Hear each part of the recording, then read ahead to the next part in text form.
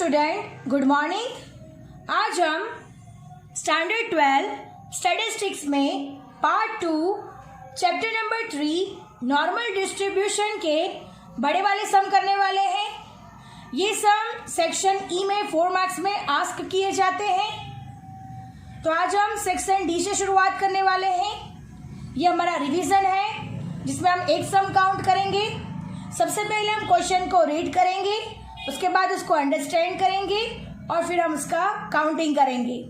So let us start our video with section D. Question number 1, late us start. A normal distribution has mean 50 and variance 9. Find the probability that the value of normal variable x lies between 50 and 53 and the value of normal variable x lies between 47 and 53. So student, this is our question. यहाँ पे हमें mean दिया गया है, variance दिया गया है। Variance पर से हम स्टैंडर्ड डेविएशन फाइंड करेंगे और हमें क्या फाइंड करना है? The value of normal variable x lies between 50 and 53 and the next है the value of normal variable x lies between 47 and 53. So let us start. Now look at here student. सबसे पहले हमें जैसे question में दिया गया है, सबसे पहला स्टेप हमारा रहेगा मीन और स्टैंडर्ड डेविएशन फाइंड करना। कोई भी क्वेश्चन आपको दिया गया हो उसमें से सबसे पहले आपको मीन और स्टैंडर्ड डेविएशन फाइंड करना होगा। तो सबसे पहले here mean is equal to हमें 50 दिया गया है और सिग्मा स्क्वायर यानी वेरिएंस दिया गया है 9, राइट। तो वेरिएंस दिया गया है, इसमें से स्टैंडर्ड डेविएशन कितना मिल जाएगा हमें? 3। अंडरस्टैंड? √9 करेंगे तो 9 का क्या हो जाएगा? 3 हो जाएगा। तो हमें सिग्मा मिल गया। This is the first step. Now next है फर्स्ट पॉसिबिलिटी फाइंड करनी है, प्रोबेबिलिटी फाइंड करनी है। किसके बीच में? x lies between 50 and 53। 50 less than और equal to x less than और equal to 53। Understand? 50 less than और equal to x less than और इक्वल टू 53, बिकॉज हमें क्वेश्चन में कहा गया है कि the value of normal variable x lies between 50 and 53। 50 and 53 के बीच में x की वैल्यू है।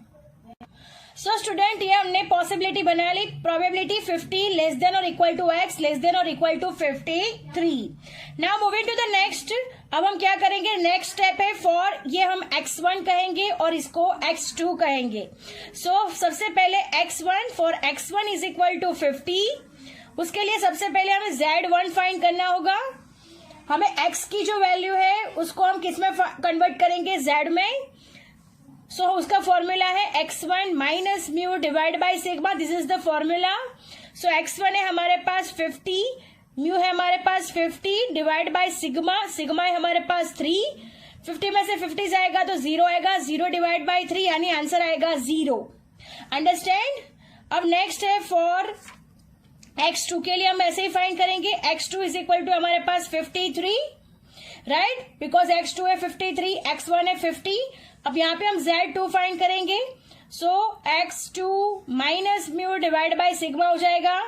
x2 माइनस म्यू, x2 है हमारे पास 53 माइनस 50 डिवाइड बाय 3 हो जाएगा। अब 53 में से 50 माइनस करेंगे तो 3/3 आएगा।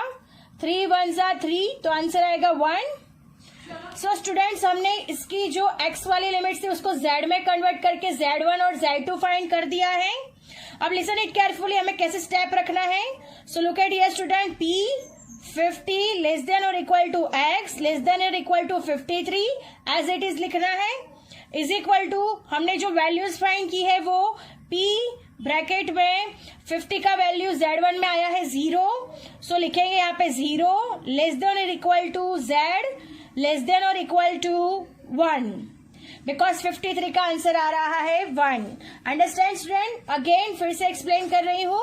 x1 से z1 में कन्वर्ट करना है तो x1 इज इक्वल टू 50 है तो z1 के लिए फॉर्मूला है x1 minus mu divide by sigma. So हमें ये फॉर्मूला रख के z1 की वैल्यू फाइंड करनी है तो 0 आ जाएगी। अब ऐसे ही Z2 की वैल्यू भी फाइंड करनी है। Z2 की वैल्यू 1 आएगी। अब हम इसको लिखते हैं P 50 लेस देन और equal to X less than और इक्वल टू 53। X को हमने Z में कन्वर्ट किया है, सो 50 का वैल्यू Z1 के लिए 0 है, राइट, लेस देन और equal to Z less than और इक्वल टू 1। Understand students? अब हम क्या फाइंड करेंगे? अब हम सिमेट्री ड्रॉ करेंगे। अब हम क्या ड्रॉ करेंगे? Symmetry. Now look at here student, symmetry कैसे ड्रॉ की जाती है? So student look at here, सबसे पहले एक लाइन बनानी है, then bell shape symmetry draw करनी है हमें। अंडरस्टैंड? यहां पे हो जाएगा इंफिनिटी माइनस और यहां पे हो जाएगा इंफिनिटी प्लस। अंडरस्टैंड? और यहां पे मिडल में आएगा 0 0। अंडरस्टैंड? तो यहां पे हमें क्या करना है? 0 से 1 की सिमेट्री ड्रॉ करनी है, तो Z इज इक्वल टू 0 यहाँ पे हो जाएगा, और 1 प्लस साइड पे है, इस साइड पे माइनस के डिजिट्स आते हैं, इस साइड पे प्लस के डिजिट्स आते हैं, तो प्लस 1 में है, सो हम यहाँ पे 1 यहाँ पे ड्रॉ करेंगे, तो यहाँ पे हो जाएगा Z इज इक्वल टू 1। अब हमें क्या कहा गया है? 0 से 1 के बीच का एरिया, तो 0 से 1 के बीच का एरिया यानी ये एरिया हो गया हमारे पास। अंडरस्टैंड? अगेन फिर से सबसे पहला स्टेप Z में कन्वर्ट करना है। Z में कन्वर्ट करने के बाद जो भी डिजिट आती है उसका सिमेट्री ड्रॉ करनी है। सिमेट्री में जो भी डिजिट्स दिए गए हो उस हिसाब से ड्रॉ करना है। बीच में हमेशा 0 ही आएगा, इस साइड पे प्लस की डिजिट्स आएगी, उस साइड पे माइनस की डिजिट्स आएगी। आपको क्वेश्चन में अगर प्लस की डिजिट मिल रही है तो सिमेट्री इस तरफ से ड्रॉ होगी, और अगर माइनस की मिल रही है तो सिमेट्री इस साइड पे ड्रॉ होगी। अब हमें यहाँ पे 0 से 1 कहा गया है, तो 0 यहाँ पे ले लेते हैं और 1 यहाँ पे, बिकॉज मिडल में हमेशा 0 ही होगा, आपको याद रखना है 0। Understand? Z is equal to 0 होगा, और 1 है तो Z ये 1 हो जाएगा। अंडरस्टैंड? और इन दोनों के बीच की सिमेट्री की बात है यहाँ पे, तो इन दोनों के बीच का एरिया हो गया।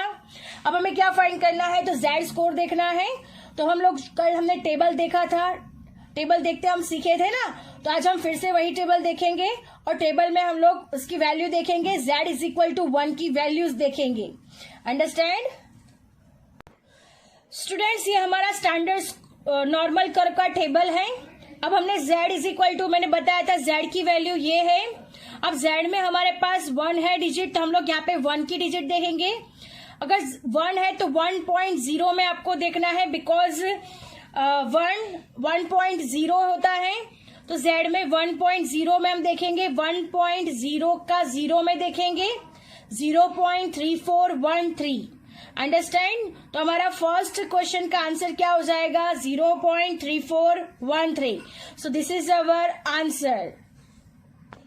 सो स्टूडेंट, हमने 1 का 0 में, बिकॉज यहाँ पे 1 है तो हम लोगों को कैसे देखना है? तो 1.0 का 0 में ही देखना है। अंडरस्टैंड? तो 1.0 का 0 में देखा तो आंसर कितना आया? 0.3413। तो हम लोग यहाँ पे आंसर लिखेंगे 0.3413। So this is our answer. Understand? तो यहाँ पे हमारा सम ओवर हो जाता है, बस इतना ही फाइंड करना है। अंडरस्टैंड?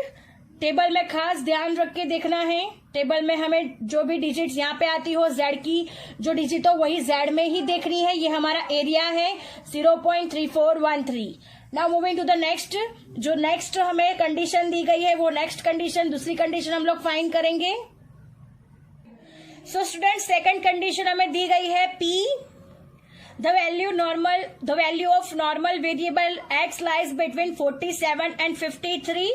तो 47 लेस देन और equal to X less than और इक्वल टू 53 हो जाएगा, राइट। अब हमें क्या करना है? हमारा स्टेप ये X1 हो गया, ये X2 हो गया। अब हम for X1 is equal to 47 के लिए सबसे पहले फाइंड करेंगे Z1 का फॉर्मूला हमारे पास सेम फॉर्मूला यूज करना है, X1 minus mu divide by sigma. So 47 minus 50 divide by sigma हो जाएगा, तो -3 डिवाइड बाय 3 हो जाएगा, तो आएगा -1। अंडरस्टैंड? सबसे पहला आंसर आता है -1। अब हम 4x2 के लिए भी सेम उस तरह से ही फाइंड करेंगे। x2 is equal to 53, z2 is equal to x2 minus mu divide by sigma, same formula. 53 minus 50 divide by sigma हो जाएगा, सिग्मा इज इक्वल टू 3 है, यहाँ पे भी सिग्मा इज इक्वल टू 3 है। अब 3 डिवाइड बाय 3 हो जाएगा, 3 कैंसिल हो जाएगा, तो आंसर आएगा 1। चलो सबसे पहला स्टेप था जो हमने कर लिया है, x को z में कन्वर्ट करना था, वो हमने कर लिया है। अब नेक्स्ट स्टेप होगा, हम लोग लिखेंगे p 47 लेस देन और equal to x less than और equal to 53 is equal to p 47 के लिए -1 मिल रहा है, तो यहाँ पे लिखेंगे -1 लेस देन और equal to z less than और इक्वल टू 1 आएगा। अंडरस्टैंड, ये दोनों की डिजिट्स हमने लिख दी है सेम एज इट इज। अब हमें क्या करना है, नेक्स्ट स्टेप है हमारा सिमेट्री ड्रॉ करनी है। सो हम सिमेट्री ड्रॉ करेंगे। So look at here student, -1 से 1 तक की सिमेट्री ड्रॉ करनी है। सो स्टूडेंट सबसे पहले मैंने बताया था कि लाइन ड्रॉ करनी होगी, then after bell shaped, understand. फिर यहां से मिडल में एक लाइन, यहाँ पे z इज इक्वल टू 0 हो जाएगा, इन्फिनिटी माइनस इन्फिनिटी प्लस। अब हमने क्या है, -1 है, तो मैंने बताया कि इस साइड पे माइनस डिजिट होती है, इस साइड पे प्लस डिजिट होती है। तो -1 है तो यहाँ पे हम करेंगे -1, राइट, और +1 है तो हम यहाँ पे कर देंगे +1। तो ये क्या हो गया हमारा, Z1 का हो गया -1 और ये Z2 का हो गया 1। अंडरस्टैंड, जैसा हमें क्वेश्चन में कहा गया है, जैसा हमने आंसर फाइंड किया है, सेम उसी तरह से हमें क्या करनी है, सिमेट्री ड्रॉ करनी है। अब हमें क्या कहा गया है कि -1 से 1 के मिडल लाइज बिटवीन, राइट, तो हम लोग इन दोनों के बीच का एरिया को कवर करेंगे। अंडरस्टैंड, तो इन दोनों के बीच का एरिया कवर हो गया। अब हमें क्या फाइंड करना है, ये एरिया फाइंड करना है। सो स्टूडेंट्स अब हम एरिया फाइंड करेंगे, तो यहाँ पे लिखेंगे p 47 लेस देन और equal to x less than और equal to 53 is equal to p -1 less than और equal to z less than और इक्वल टू 1। अंडरस्टैंड, अब हमें क्या करना है, 2 टाइम्स 1 है, 2 टाइम्स 1 है, राइट।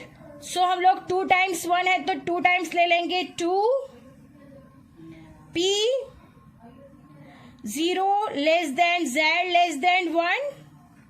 अंडरस्टैंड, कैसे किया, तो यहाँ पे 2 टाइम्स 1 है तो 2p 0 less than z less than 1। 0 से 1 का दोनों तरफ का एरिया फाइंड करना है, 0 से 1 का इस साइड का एरिया भी फाइंड करना है और 0 से इस साइड का भी एरिया फाइंड करना है। सो 2p ब्रैकेट में 0 less than z less than 1 हो जाएगा। अब हमें क्या करना है, 2 इंटू 1 का 0 में, जैसे हमने आगे देखा था वैसे ही हम लोग टेबल में देखेंगे 1 का 0 में। सो स्टूडेंट 1.0 का 0 में 0.3413, राइट, 1.0 का 0 में 0.3413। So student 2 into 0.3413 is equal to, इन दोनों का मल्टीप्लीकेशन हो जाएगा तो आंसर आएगा 0.6826। Understand, so our answer is 0.6826। Students हम इसको दूसरी तरीके से भी कर सकते हैं। अब सेकंड मेथड में आपको सिखाऊंगी कि सेकंड तरीके से किस तरह से कर सकते हैं। सो स्टूडेंट्स आपको ये याद रखना है, जब भी दोनों साइड से मर्जर सिमेट्री होगी, यानी दोनों मर्ज सिमेट्री होगी, यानी इस साइड से भी कुछ एरिया कवर हो रहा होगा और इस साइड से भी कुछ एरिया कवर हो रहा होगा, तब हमें क्या करना है, एडिशन करना है। क्या करना है, एडिशन। अंडरस्टैंड, जब भी दोनों साइड्स की जो सिमेट्री, दोनों साइड्स के एरिया अगर मर्ज हो रहे होंगे तो हमें क्या करना है, एडिशन। अब हम एडिशन कैसे कर सकते हैं, तो स्टूडेंट्स लुक एट हियर, सबसे पहले हम स्टेप रखेंगे p of -1 less than z less than 1। ये एरिया हमें फाइंड करना है, right, p of -1 less than और equal to z less than और इक्वल टू 1, ये एरिया हमें फाइंड करना है। तो सबसे पहले -1 से 0 तक का एरिया, इसके 2 पार्ट्स कर देने हैं, -1 से 0 तक का एरिया और 0 से 1 तक का एरिया, 2 पार्ट्स अलग अलग कर देने हैं। तो सबसे पहला पार्ट्स क्या होगा, -1 से 0। सो -1 लेस देन और equal to z less than और इक्वल टू 0।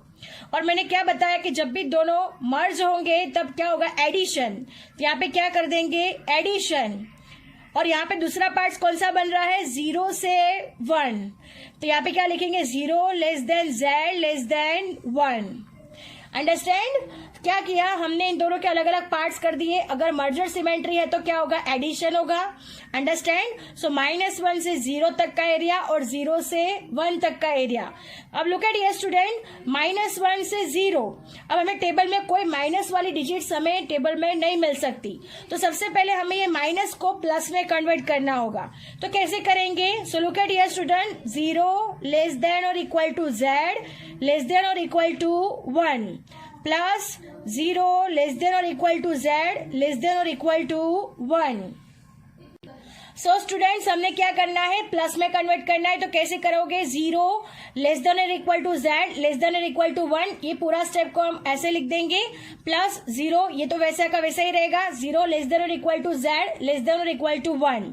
अब हमें क्या करना है, 1 का 0 में देखना है टेबल में, तो हमें 0.3413 मिल रहा है, बराबर। और यहाँ पे भी 1 का 0 में ही देखेंगे, बिकॉज दोनों के डिजिट सेम है, तो यहाँ पे भी क्या हो जाएगा, 0.3413 हो जाएगा। अब इन दोनों का एडिशन करेंगे तो हमारा आंसर आएगा 0.6826। अंडरस्टैंड? आपको दोनों में से जो भी मेथड सही लगे, जो भी इजी लगे, वो मेथड आप लोग कर सकते हो, बिकॉज हम लोग जब आगे सम स्टार्ट करेंगे, आगे के सारे सम्स काउंट करेंगे, तब हम यही मेथड का यूज करने वाले हैं। अंडरस्टैंड? जब भी मर्जर सिमेट्री होगी, जब भी दोनों की कंबाइंड सिमेट्री होगी, तब हमें क्या करना है, एडिशन ही करना है, ये आपको याद रखना है। अंडरस्टैंड? सो हमारा आंसर आएगा 0.6826। So student, our sum is over here. I hope you understand it very well. Thank you students.